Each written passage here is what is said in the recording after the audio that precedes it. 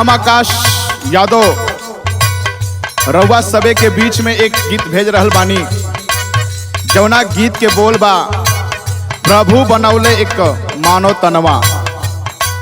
प्रिय लोग ध्यान दी,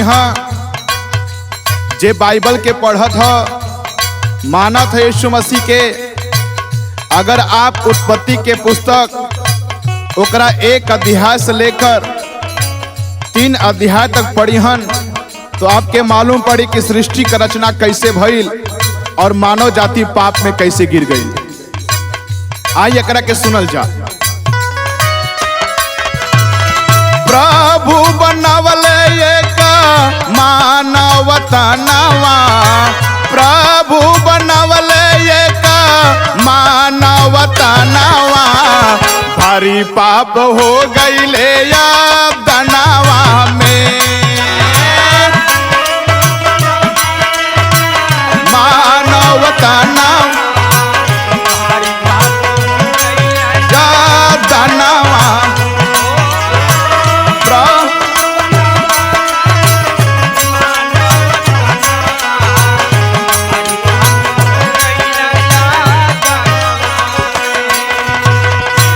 रचना में का भइल बा अपने गीत के माध्यम से बतावल चाहत रहल बानी।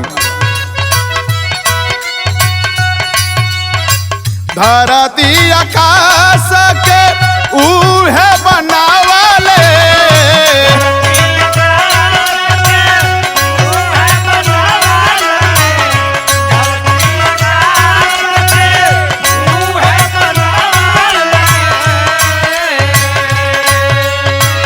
पेड़ पौधा फल फूल उहे उगावले,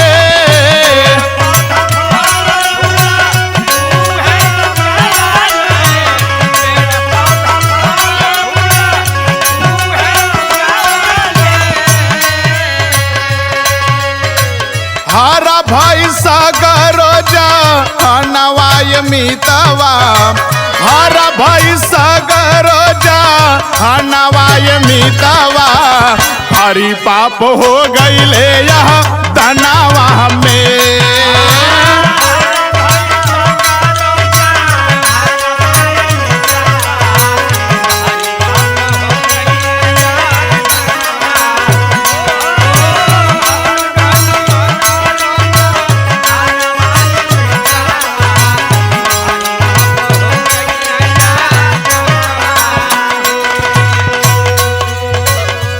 प्रभु जब मनई का रचना कैलन, हमनी के मिट्टी से निकलल हई और एक न एक दिन मिट्टी में मिल जाए छै।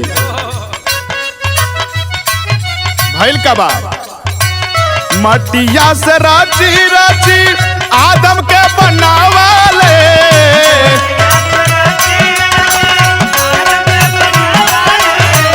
यह प्रभु का रचना है।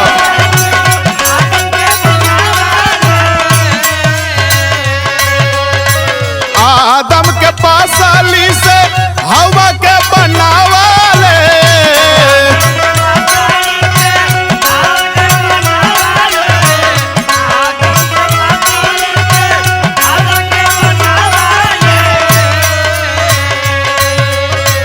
कई दिहल इन कररा चनवाय मितवा, कई दिहल इन कररा चनवाय मितवा, भारी पाप हो गईले यह तनवा में,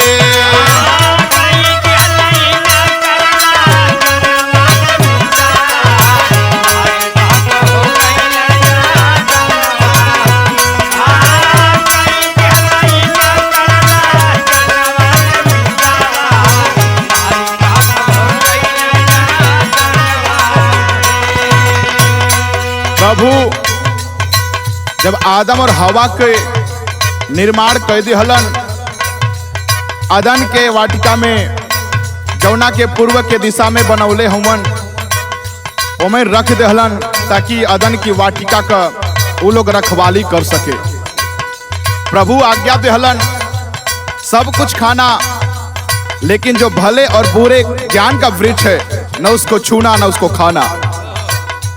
भइल का बात अदन के बागिया में भारी चूक भइले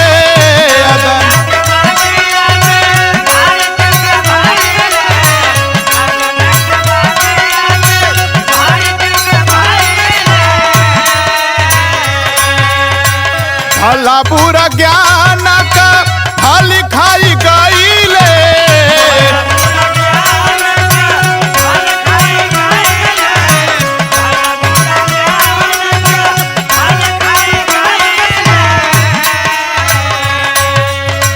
गिर गईल प्रभु के नयनवा से मितवा गिर गईल प्रभु के नयनवा से मितवा भारी पाप हो गईले यह तनावा में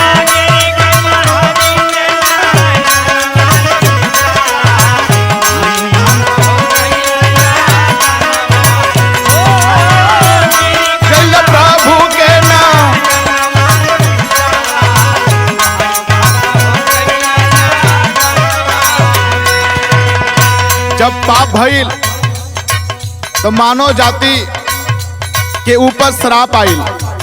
श्राप का आइल एकरा के जानल जाई। पहिला श्राप प्रभु साफ के दिहले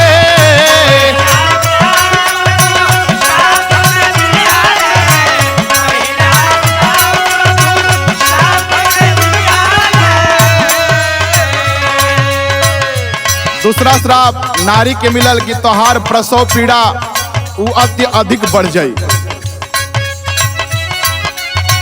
दूसरा श्राप प्रभु नारी के दिहले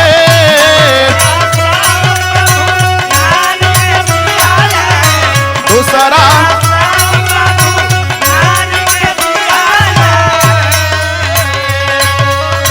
आदमी से कहलन मटिया में मिली जइहा मटिया में मिली जइहा तनवा ये मितवा मटिया में मिली जइहा तनवा ये मितवा भारी पाप हो गईले यह तनवा में तनवा ये मितवा